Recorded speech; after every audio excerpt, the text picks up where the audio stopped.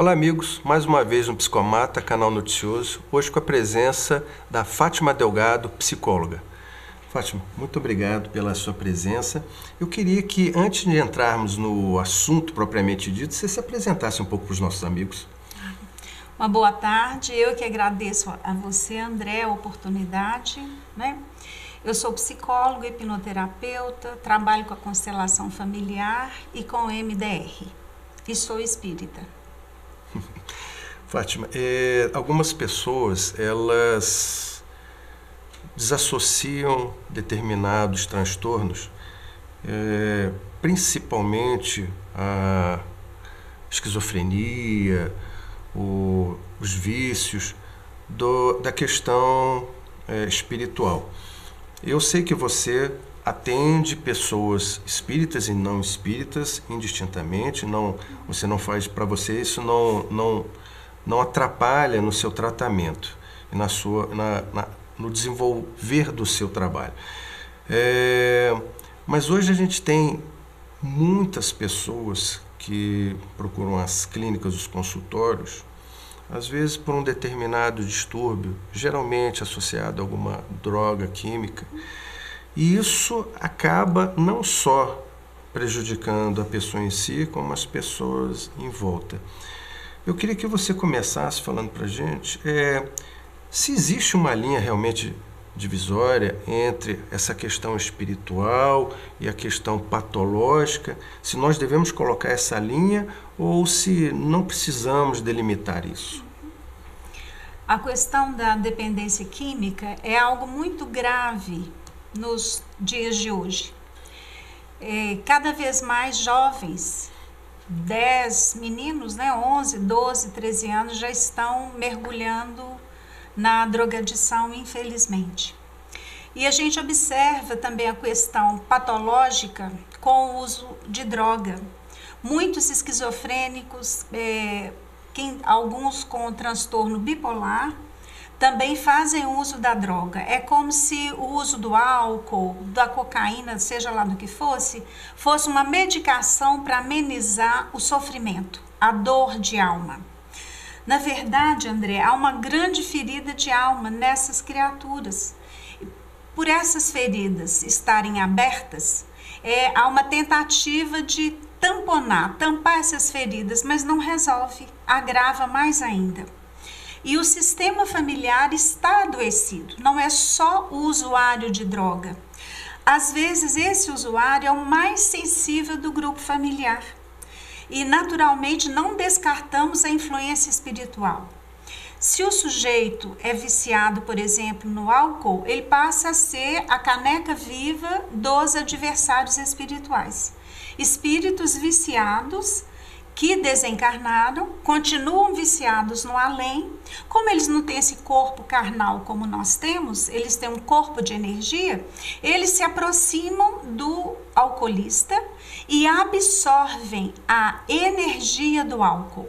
É um quadro muito desolador, dizem os médiuns que veem, percebem essa vampirização mesmo destes espíritos em relação aos usuários de droga. É problema mesmo grave e precisaremos de fazer alguma coisa. As famílias precisam fazer algo, nas escolas também. Agora, desistir e abandonar, jamais. Sempre que eu atendo algum usuário de droga, a gente encaminha para o psiquiatra. Pode ter uma depressão, uma dose alta de ansiedade, e isso precisa realmente de ser tratado. E também a família. Precisaremos, às vezes, rever posicionamento do pai, posicionamento da mãe, e pode-se conseguir muita coisa.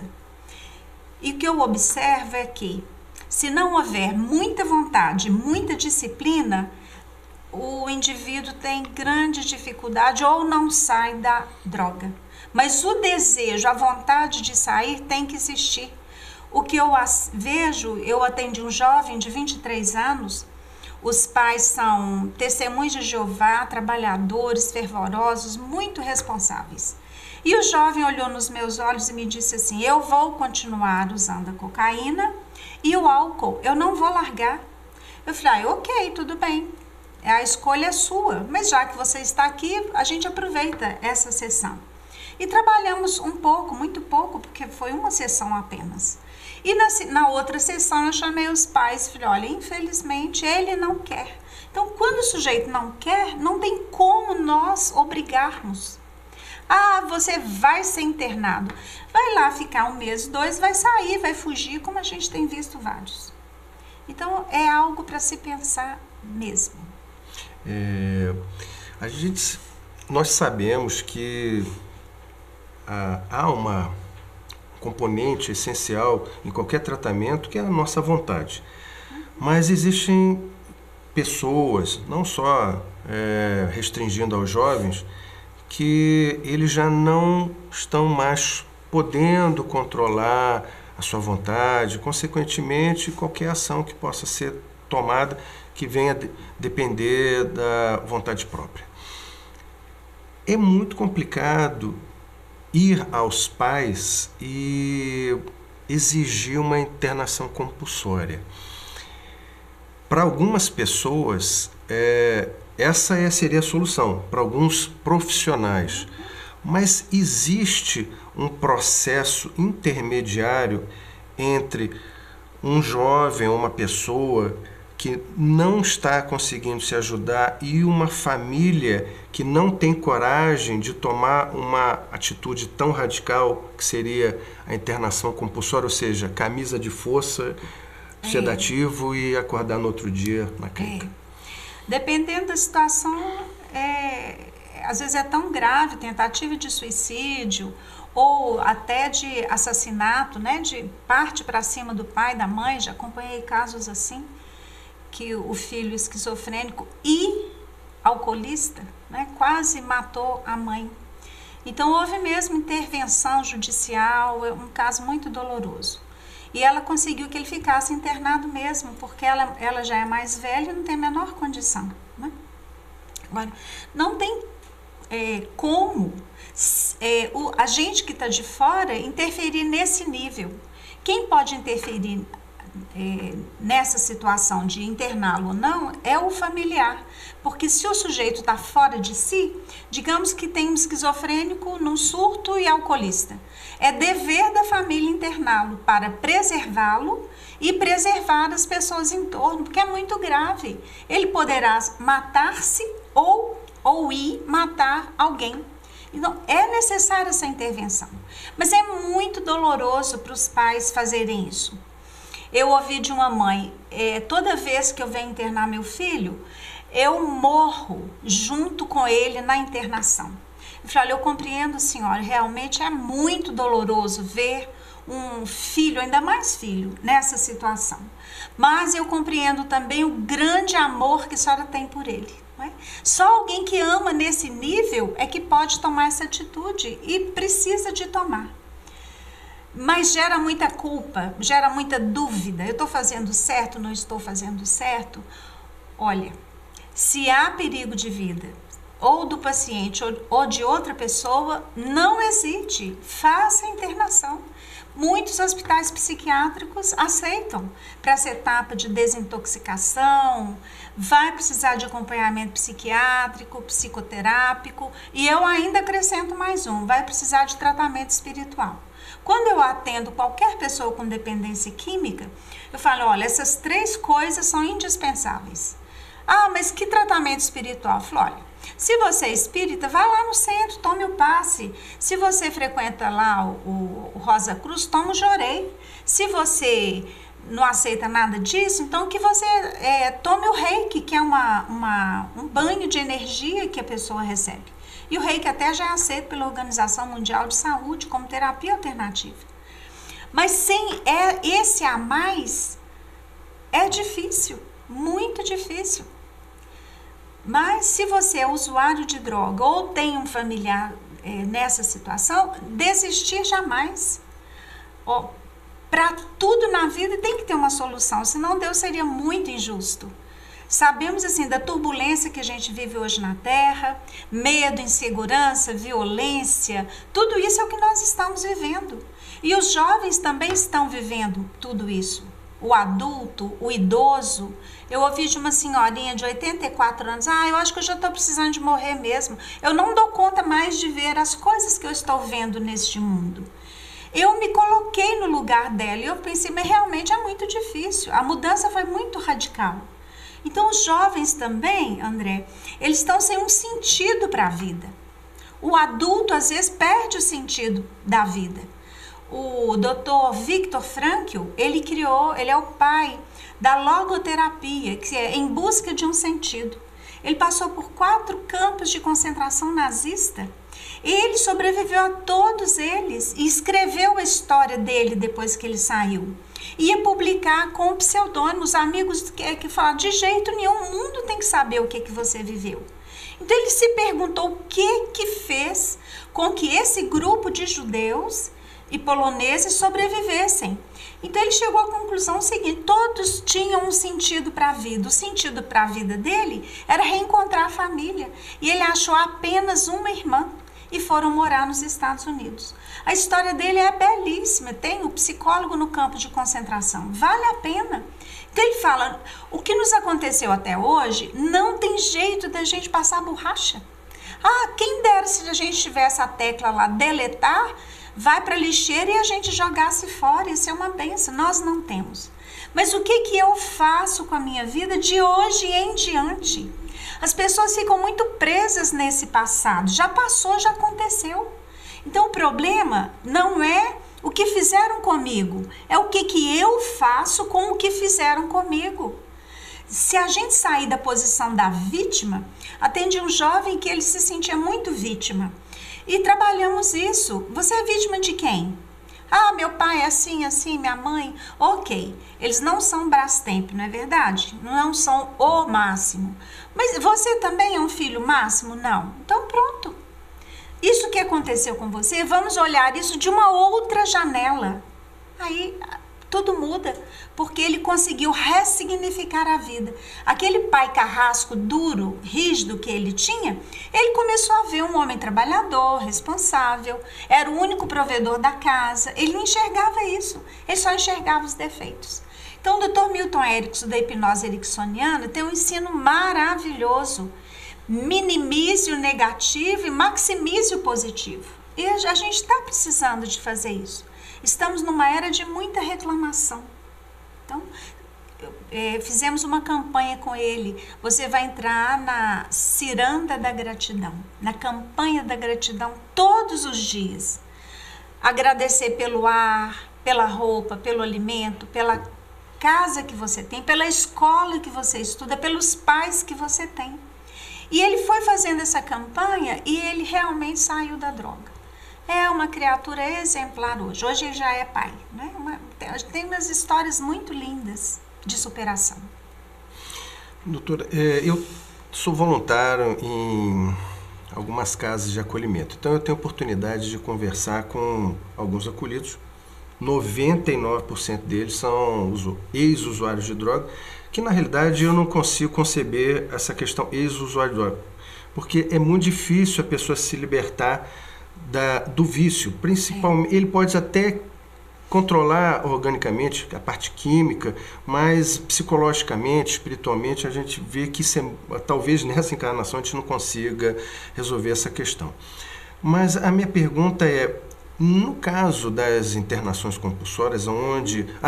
o que eu queria lhe falar. Conversando com esses rapazes, eles chegaram ao fundo do poço e eu falei, poxa, você não teve nenhum parente que tomasse a decisão de te internar? Em 100% dos casos, as respostas foram, se eles tivessem feito isso, eu teria fugido, teria matado-os. Então, a pergunta para essa observação é, existe algum dado estatístico de reversões positivas de um ato desse tomado pela família de internação compulsória? Que foram assassinados? Não, eu digo de pessoas que foram internadas compulsoriamente pela família, aceitaram o tratamento e se tornaram pessoas melhores. Existe algum dado estatístico disso? Olha, pode até ser que exista, mas hoje aqui agora eu não tenho esse dado. Na minha experiência, eu já vi gente que já fugiu de clínica, já fugiu de hospital, pulou muro de hospital, caiu, quebrou todo. E vi gente que, durante a internação, eles foram assim diminuindo a raiva e o ódio dos pais, porque na verdade nem sempre é deles, dos pais, né, deles mesmos, e que deram conta. Mas cada caso, André, é um caso. É difícil a gente dizer assim, todo mundo, não. Estatisticamente, eu não tenho esse dado aqui agora. Entendi. Mas esse é um assunto, como a senhora acabou de falar, é cada caso um caso. Não tem como aqui apresentar num canal do YouTube uma solução que atenda a todas as pessoas, porque senão ficaria muito fácil. Até não existiriam mais consultórios, né? Não. Um programa seria o suficiente para resolver as mazelas de uma parcela da população. Mas sabendo que o assunto realmente é muito extenso, ele é muito complexo, não tem formato que se aplique para todas as pessoas, mas eu queria que deixasses um esclarecimento para alguns familiares, porque eu vejo que o conhecimento que eu tenho de famílias que passam por esse problema, eu sei que a dor do usuário é muito grande, mas o usuário é uma pessoa que às vezes ele contamina 4, 5, 6, 7, dependendo se a família for muito grande, se a família for muito unida. E eu vejo que há alguns questionamentos por parte deles de como proceder. Será que nós todos temos que ir mais para o lado do amor, que eu digo ficar passando a mão na cabeça, ou até em determinados momentos batendo de frente para mostrar que todos não estão de acordo com aquele procedimento? Porque até na nossa doutrina nós sabemos que é propagado que o amor acima de tudo, mas eu vejo, e não são todos os espíritas que pensam dessa forma, alguns falam que nós precisamos primeiro corrigir para depois amar, para depois poder chegar nesse ponto de a harmonia estar presente no seio familiar. Então, eu queria que a senhora deixasse aí uma mensagem para esses familiares em qual caminho mais prosseguir. Acatar, ser mais resignado, beijar mais ou combater? O que seria melhor? Olha, bater de frente é a pior ideia, né? Porque, na verdade, o usuário de droga, não é ele que contamina a família inteira. A família inteira está com muito provavelmente todo mundo com muitas feridas de alma abertas. E passar a mão na cabeça, isso não é amor. O que precisa é do amor exigente. Então eu vou corrigir, eu vou disciplinar, mas eu vou amar. Eu vou abraçar, eu vou dar colo. É assustador as mães chegando e dizem assim: achei maconha na mochila do meu filho, 12 anos. Eu falei: o que você fez? Fui conversar com ele. Ele disse que é do coleguinha. Eu falei: você acreditou nisso? Mas ele jamais mentiria para mim. Eu tenho uma amiga que tem uma filha, ela é a segunda esposa do primeiro casamento, segunda esposa do marido, né? Dela é o primeiro casamento, e resolveu adotar uma criança. Então ela está com esse filho desde 1 ano e meio. Hoje ele está com 35 anos. Usuário de droga desde os 14. E bateu de frente, xingou, aprontou várias vezes. Não resolve, não adianta. Então o que ela fez? Falou: então agora é disciplina. Hoje, por exemplo, ele está com 35, casado, com filho, ficou 5 anos sem usar cocaína e o álcool e voltou, teve uma recaída agora violenta. Então, o que ela fez? Ele está proibido de entrar na casa dela. Ele foi interná-la, ela foi para cirurgia direto, ele roubou o carro, roubou o celular, só não roubou dinheiro porque não tinha. O carro desapareceu. Uns 3 dias depois ele liga para o cunhado dele dizendo que o carro está no Detran, no depósito, todo baleado. Então, ela nem podia tomar providência, ela está acamada sem poder pôr os pés no chão. E o irmão dela, que é advogado, tomou as providências para ela. Então, ele está proibido de vê-la. Em hipótese nenhuma, ele pode entrar na casa dela. Isso é a disciplina, ela também precisa de se proteger. Ela já é idosa e o marido muito mais. Então, eles não podem ficar à mercê desse filho. Isso é amor. O amor verdadeiro, ele corrige.